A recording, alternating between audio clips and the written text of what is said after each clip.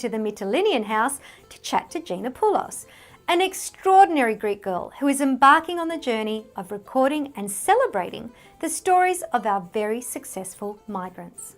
We've got a filmmaker, a journalist, and a fellow Greek amongst the Mytileini Club. Now tell us, what was it like for you growing up in Australia? I grew up in Earlwood, in the suburb of Earlwood, attended Earlwood Public School, and like most Greeks, attended Greek school for years. Grew up with two wonderful parents who taught us family values and wanted us to be successful in our lives regardless of whether we were male or female, do well at school and go to university and basically not lead the kind of lifestyle that they had to lead when they first migrated to Sydney. My parents were very positive people who pushed us to do our best, and we learned the hard way because really at the time my parents had the language barrier, so we were interpreters for them on many occasions. However, they did grow with us and they learned the language with us, so we knew that we had to make it here, and we knew that whatever we put our mind to we could do. And that's something that I think we need to share and impart with the younger generations, that if you put your mind to something, you can do anything. So how did you get into that career? Because it's quite a hard barrier to crack, the film industry. Well, I went to university. I did do a master's in journalism. Bravo. And I really enjoyed being under the guidance of Katrina Lee, who was a big journalist on Channel 10 for many, many years.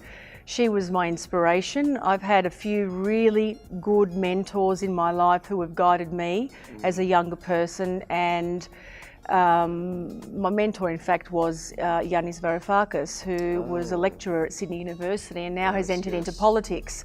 So I had some very positive, strong people who encouraged me and supported me during my years as a student. Tell us about your latest project. What I decided to do was to target two men in their 80s. 80s, wow. So the first interview is with a man named Harry Giannakis, who is a Mytileinian boy who came to Sydney, or came to rural New South Wales, and started his career in dry cleaning. And he came on his own and really worked very, very hard, and his business is thriving today and his grandchildren are running it. And having him as one of my interviewees was a pleasure because of his passion and his energy, the energy that he still has. And I think it's because he really was passionate about his work and his family values.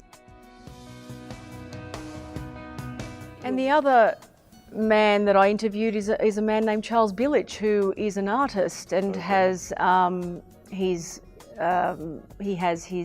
studio down at the beautiful Rocks, and he paints.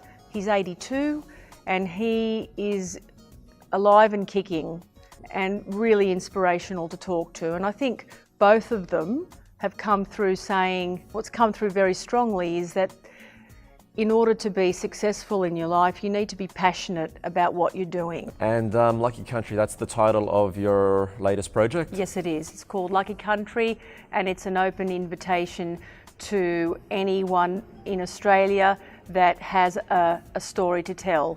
Gina Poulos, the lovely Gina Poulos, thank you for having us here today. Thank you.